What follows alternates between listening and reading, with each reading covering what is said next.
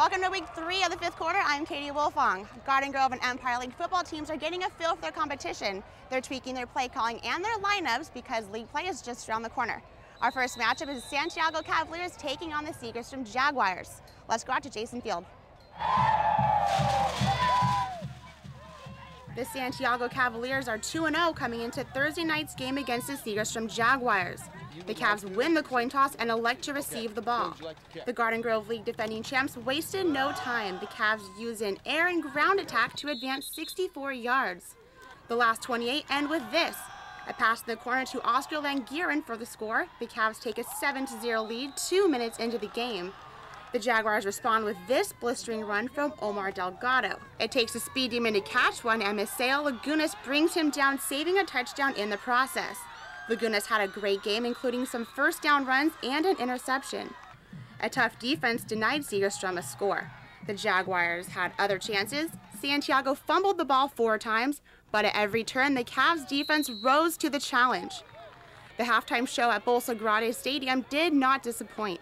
The award-winning Cavalier drill team took the field for a spectacular performance.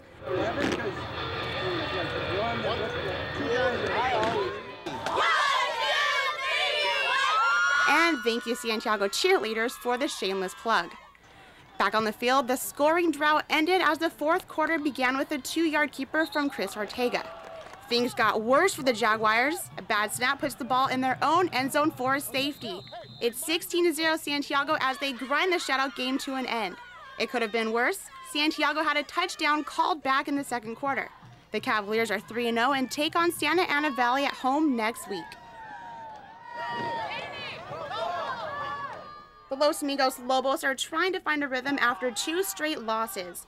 First quarter, a fumble gave the Savannah Rebels possession. They capitalized with a 58-yard scamper by Jeremiah Redu. The Rebels take a 7-0 lead. Next play, Savannah recovers its own kick in Los Amigos territory. The Rebels then break loose Donald Livingston for a 22-yard touchdown run, and the Lobos are down 14-0. The Los Amigos cheerleaders are trying to get some school spirit going, but this Lobo is in a pretty bad fix. Savannah scores 19 more points before the half. 2nd quarter, the Lobos are driving. They get a big first down here from Anthony Benitez, and Los is getting close. A few plays later, Leonard Zambrano gets it done with a 4-yard run for the score, but Savannah is way out front, 33-7. That's a big hole to climb out of, and the Rebels aren't done piling it on. Still in the 2nd, Tony Dumas breaks loose on a play-action pass from Redu. He goes 73 yards for another Savannah score. It's 39-7 at the half. 3rd quarter, a bad snap puts the ball right in the Savannah end zone to give the Lobos 2 more points. The score at the end of 3 quarters, Savannah 42, Los Amigos 9. The final, Savannah 49 and Lobos 15 after a touchdown by Jose Perez. Los Amigos hits the road against the Santa Ana Saints next week. Now it's on to Friday night games. Argos fans are showing their school spirit out at Jason Field. The Orange Panthers are in town. First quarter, Argos up 7-0. Sean Young hands to Avery Williams, who goes almost untouched, about 25 yards for the score. 14-0 Garden Grove. The Argos are on a mission. These games are for Kevin Tellis. Still first quarter, Grove's Christian Trejo strips the ball from an Orange player, and Josh Sepulveda loves this opportunity. He picks it up and bolts 30 yards for the touchdown. 21-0 Argos. Coach Joe Hay says, "That's the kind of defense I'm talking about." 2nd quarter now, Sean Young looks left and passes right to Josh Webb, who zigs, zags, and gives a little straight arm. It's a 51-yard tally that puts Grove ahead 35-0. The Garden Grove cheerleaders and the home crowd are loving this. By the time the Argos marching band took the field, the game was pretty much over. Final score, Garden Grove on top, 56-6.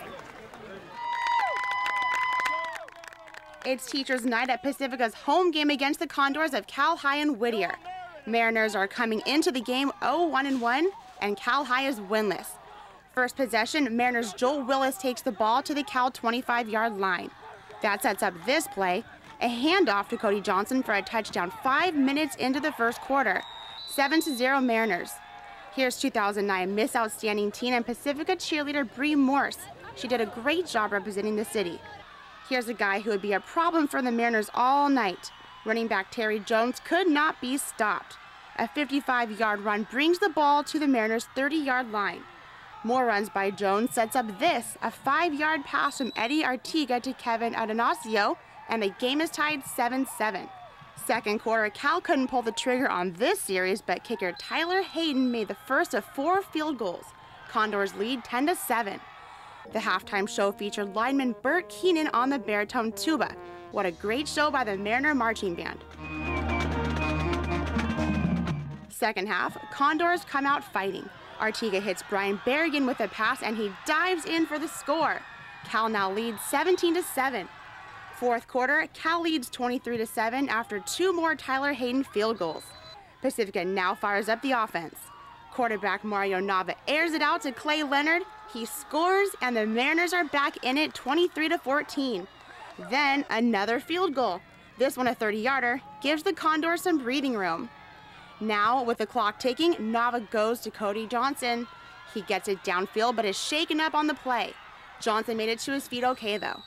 The effort gives the Mariners a shot, but a Cal goal line stand ends with this blocked pass intended for Leonard. Final score 26-14 Cal. In other games tonight, Rancho beats Cerritos 43-21. They are 3-0 now. La Quinta lost to Glen 14-55, and Bolsa Grande lost to Buena Park 6-19. This is Katie Wolfong with the 5th quarter.